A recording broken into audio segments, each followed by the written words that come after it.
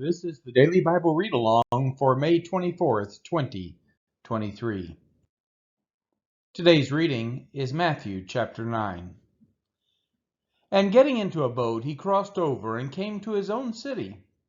And behold, some people brought to him a paralytic lying on a bed.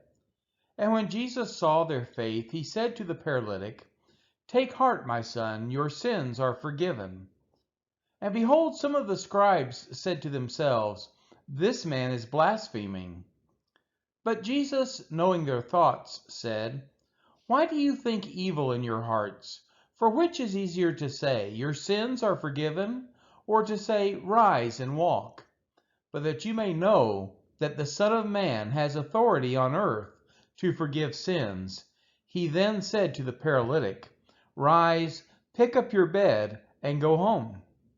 And he rose and went home. When the crowd saw it, they were afraid, and they glorified God, who had given such authority to men. As Jesus passed on from there, he saw a man called Matthew sitting at the tax booth, and he said to him, "Follow me." And he rose and followed him. And as Jesus reclined at table in the house, behold, many tax collectors and sinners came and were reclining with Jesus and his disciples. And when the Pharisees saw this, they said to his disciples, "Why does your teacher eat with tax collectors and sinners?" But when he heard it, he said, "Those who are well have no need of a physician, but those who are sick. Go and learn what this means. I desire mercy and not sacrifice. For I came not to call the righteous, but sinners." Then the disciples of John came to him, saying, "Why do we and the Pharisees fast, but your disciples do not fast?" And Jesus said to them, "Can the wedding guests mourn as long as the bridegroom is with them? The days will come when the bridegroom is taken away from them, and then they will fast. No one puts a piece of unshrunk cloth on an old garment, for the patch tears away from the garment, and a worse tear is made. Neither is new wine put into old wineskins. If it is, the skins burst, and the wine is spilled, and the skins are destroyed. But new wine is put into fresh wineskins, and so both are preserved."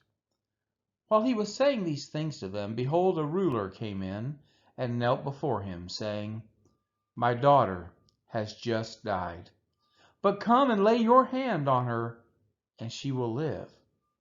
And Jesus rose and followed him with his disciples.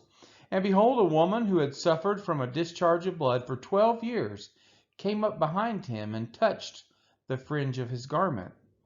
For she said to herself, "If I only touch his garment, I will be made well." Jesus turned and seeing her, he said, "Take heart, daughter, your faith has made you well." And instantly the woman was made well. And when Jesus came to the ruler's house and saw the flute players and the crowd making a commotion, he said, "Go away, for the girl is not dead but sleeping." And they laughed at him. But when the crowd had been put outside, he went in and took her by the hand, and the girl arose. And the report of this went through all that district. And as Jesus passed on from there, 2 blind men followed him, crying aloud, "Have mercy on us, Son of David."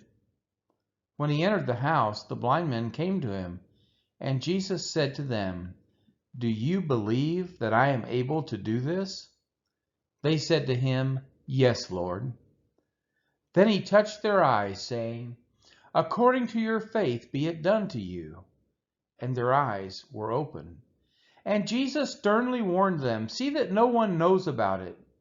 But they went away and spread his fame through all that district. As they were going away, behold, a demon-oppressed man who was mute was brought to him.